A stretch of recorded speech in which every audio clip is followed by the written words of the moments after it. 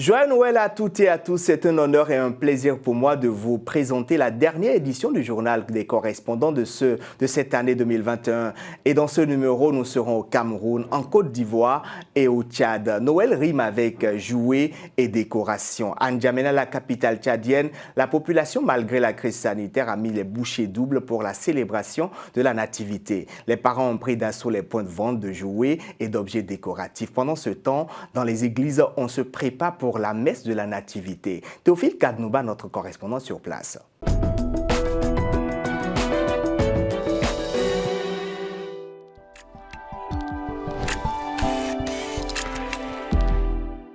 Des sapins décorés de lumière, des boules brillantes, des accoutrements et des bonnets au style de Père Noël, des objets destinés à amuser les enfants. Ce sont les marchandises que l'on voit dans tous les lieux de vente et qui attirent de nombreux clients. C'est une fête des enfants et il faut nécessairement leur offrir un cadeau. C'est pour cela que nos parents, on est là dans les lieux d'exposition pour chercher ces cadeaux-là. Il y a des enfants qui préfèrent venir eux-mêmes, mais quand ils viennent comme ça, ils nous débordent. Donc nous, les parents, on vient, on cherche les produits qui sont adéquats à eux et nous prenons aussi quelques décorations pour embellir la maison et nous leur offrons aussi des cadeaux pour les voyer, c'est exposé ici. Donc on peut prendre ces cadeaux-là, offrir à des enfants pour leur mettre la joie le jour J. Quant aux vendeurs, ils se frottent les mains en cette période de Noël où ces marchandises attirent la convoitise de la clientèle. C'est le moment de sapin, mais comme les enfants, ils voulaient obligé les jouets d'enfants pour fêter avec. Nous, c'est un commerçant, on cherche sapin avec les jouets d'enfants pour chercher l'argent. Cette sensation est beaucoup plus perceptible dans les églises où l'on met les petits plats dans les grands pour célébrer la nativité dans un endroit aussi merveilleux. Noël, c'est une fête universelle pour les chrétiens et l'Église baptiste, comme toutes les dénominations qui professent Jésus-Christ comme Sauveur et Seigneur du monde. Et au niveau de l'Église, les divers mouvements, chorales, groupes sont en train de s'organiser. Si vous écoutez en fond sonore, c'est les frères qui sont venus de l'Église baptiste Mid-Mission de Sarre, qui sont venus pour fêter la naissance de Jésus-Christ avec nous au niveau de l'Église baptiste Mid-Mission de Moussal. Donc c'est une grande joie pour nous de nous retrouver pour cette grande fête. Comme on peut le constater à travers ces images, N'Djamena, la capitale tchadienne, vibre déjà au rythme de la fête de Noël. Le patrimoine culturel camerounais dans toute sa splendeur est exposé durant une dizaine de jours à l'esplanade du Musée national de Yaoundé. C'est à l'occasion du Salon international de l'artisanat, un rendez-vous qui réunit sculpteurs, peintres, plasticiens et bien d'autres artisans.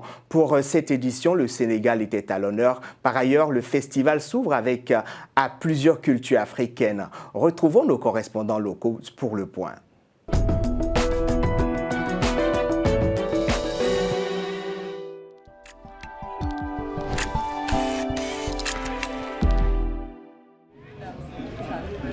Au Salon international de l'artisanat, c'est le village des artisans la principale attraction.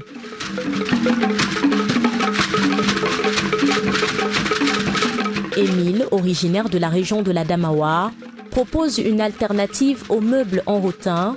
Voici une salle à manger fabriquée à partir des tiges de goyavier, un modèle inspiré de la communauté Bagno. L'avantage du salon en goyavier, c'est qu'il est résistant. Il est durable parce qu'il peut aller au-delà de 100 ans. Les charançons, tout de même, ne l'attaquent pas. Si bien que tout ce qu'on a à faire au fil des ans, c'est de le vernis simplement. Ce salon est une plateforme où des représentants des 58 départements du Cameroun dévoilent leur génie artistique. Plusieurs pays africains sont aussi appelés à extérioriser leur patrimoine. C'est ainsi que l'on découvre du cosmétique made in Burkina Faso, la garde-robe Kabylie d'Algérie ou encore une variété d'objets d'art en cuivre provenant tout droit du Mali. Le cuivre aussi a cette vertu, n'est-ce pas, qui repousse les mauvais esprits, qui vous éloigne des ondes négatives. Aujourd'hui, nous utilisons beaucoup des appareils tels que les téléphones et tout, qui, n'est-ce pas, ont un impact à la longue avec ces ondes-là qui sont en contact avec nous, ont un impact sur notre santé. Et quand vous portez du cuivre, ça met une barrière entre vous et ces ondes-là. Cette année, tapis rouge au Sénégal qui affiche une grande proximité avec le Cameroun grâce à son attachement à la culture. Des Amazones de Dakar exposent des tenues cérémoniales chic, en soie, en basin et parsemées de dentelles. Je suis venue au SIAC parce que je vois que les Camerounaises aiment bien notre style d'habillement. Donc ils viennent beaucoup à Dakar. Donc je me disais que j'allais venir cette année-ci pour montrer ce qu'on fait à Dakar souvent. Une opportunité qui a surtout permis aux deux pays d'explorer des pistes de coopération dans le domaine de l'artisanat. Pour l'heureuse initiative qu'il a prise de tenir ce cadre de promotion et d'échange au profit du secteur de l'artisanat qui a été toujours au centre des activités de nos populations.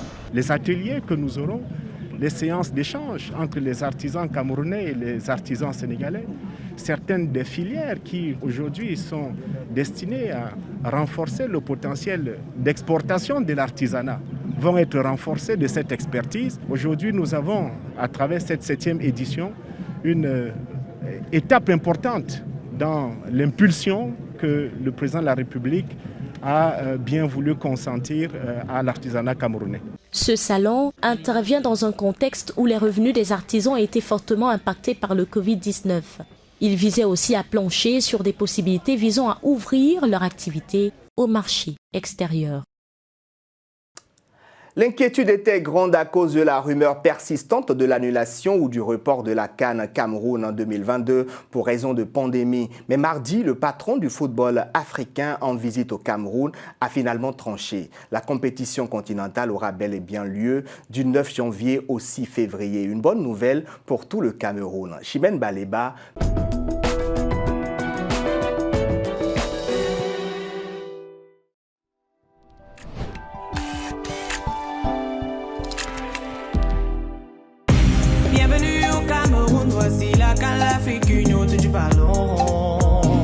Le suspense est désormais levé. La 33e édition de la Coupe d'Afrique des Nations Total Énergie 2021 se jouera bel et bien au Cameroun dès janvier prochain. Déclaration faite hier par le président de la Confédération africaine de football au cours de l'audience à lui accordée par le président de la République au Palais de l'Unité. On the 9th of January, we will kick off.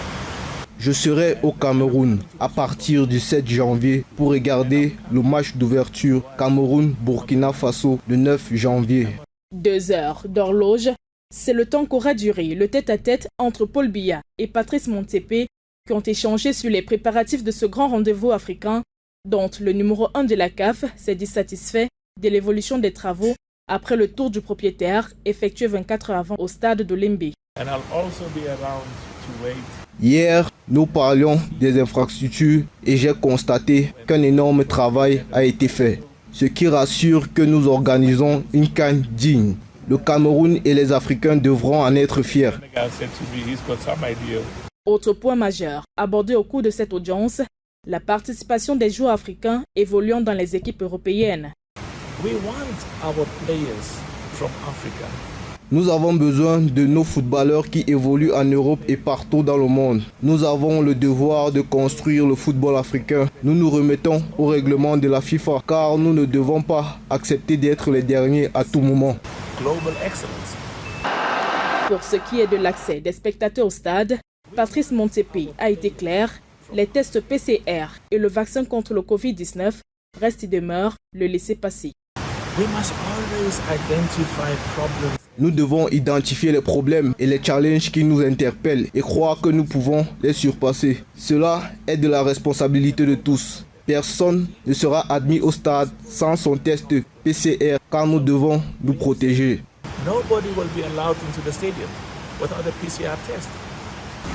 C'est dans une ambiance conviviale, avec une mine rassurante et convaincante, que le président de la CAF, qu'accompagnait son premier vice-président, son secrétaire général et le président de la FECAFOOT Samuel Eto'o, va quitter le palais de l'Unité, signe d'une mission accomplie. Rendez-vous est donc pris le 9 janvier prochain pour le match d'ouverture Cameroun-Burkina Faso. Réouverture du zoo national d'Abidjan en Côte d'Ivoire après plusieurs mois de travaux de réhabilitation. Notre correspondant à Abidjan, Christiani de Germain, y a fait un tour. Dans son reportage, il nous montre le nouveau visage de ce magnifique site touristique qui sera accessible au plus grand nombre très prochainement. Reportage.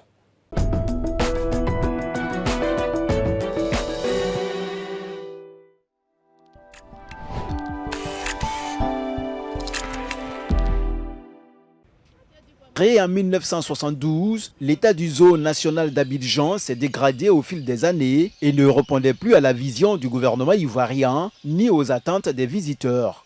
La fermeture totale de l'établissement a été exigée afin de procéder à des travaux de mise à niveau. Ce fut également l'occasion de renforcer l'équipe dirigeante et exécutive du zoo.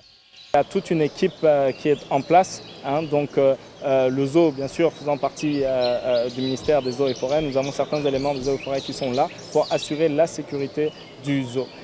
Question animale, on a renforcé tous les différents enclos, on a fait des réaménagements en termes d'espèces et dans les différents enclos pour assurer qu'il n'y aurait pas de problème sécuritaire à ce niveau-là. Et ensuite, nous avons un protocole de sécurité qui est en place au cas où nous avons une évasion ou une fuite.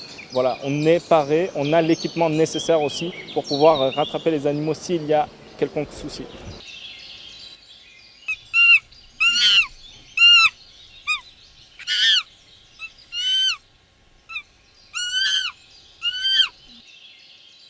Cette aire protégée située dans la commune de Cocody, entièrement rénovée, s'étend sur une superficie d'environ 20 hectares. Le zoo national d'Abidjan abrite à quelques 330 animaux répartis en 50 espèces, dont le fameux éléphant baptisé Cannes 92. C'est le jour de la finale qu'elle est née, le 23 février. Voilà, raison pour laquelle on a surnommé Cannes. Et je peux dire peut-être son papa, c'est un éléphant mâle qui était là, qui s'appelait Bozo. Et la femelle Azaï, puisqu'elle est quittée dans le parc d'Azaï. Et c'est les deux qui se sont accouplés pour donner Cannes. Cet éléphant, c'est un éléphant de la forêt.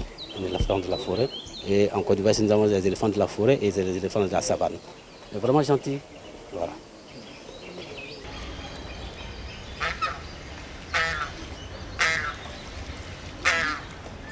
En dehors de l'éléphant, nous avons des lions, des panthères, des crocodiles, des chacals, des hyènes, des oies, des autruches, il y en a beaucoup. Aujourd'hui, on a un programme de réintroduction de ces animaux-là dans un espace plus sauvage, leur espace naturel, donc dans nos parcs et réserves. Et donc le zoo doit servir à ça. Ça doit servir à un peu de conservation. Donc ce n'est pas juste garder des animaux pour les garder, mais c'est garder des animaux pour éventuellement essayer de pouvoir les élever, faire un élevage de faune sauvage et de pouvoir repeupler nos parcs et réserves de Côte d'Ivoire. Il y a un aspect éducationnel. On veut que nos enfants, quand ils viennent ici, puissent apprendre de la nature. Ça doit être une fenêtre pour les parcs et réserves de Côte d'Ivoire. Quand un enfant vient ici, au sortir d'ici, il doit se dire « Ok, j'ai appris qu'il y a d'autres parcs et réserves où je peux trouver le faux gavial que j'ai vu. Je veux aller visiter ce parc. » C'est ce qu'on veut. Le coût total de la rénovation du zoo national d'Abidjan s'élève à 530 millions de francs CFA, mis à disposition par l'État ivoirien. La vie est un défi à relever, un bonheur à mériter, une aventure à tenter. C'est sur cette citation de Mère Teresa que je vous souhaite une très bonne fête de Noël. Prenez soin de vous et à la semaine prochaine.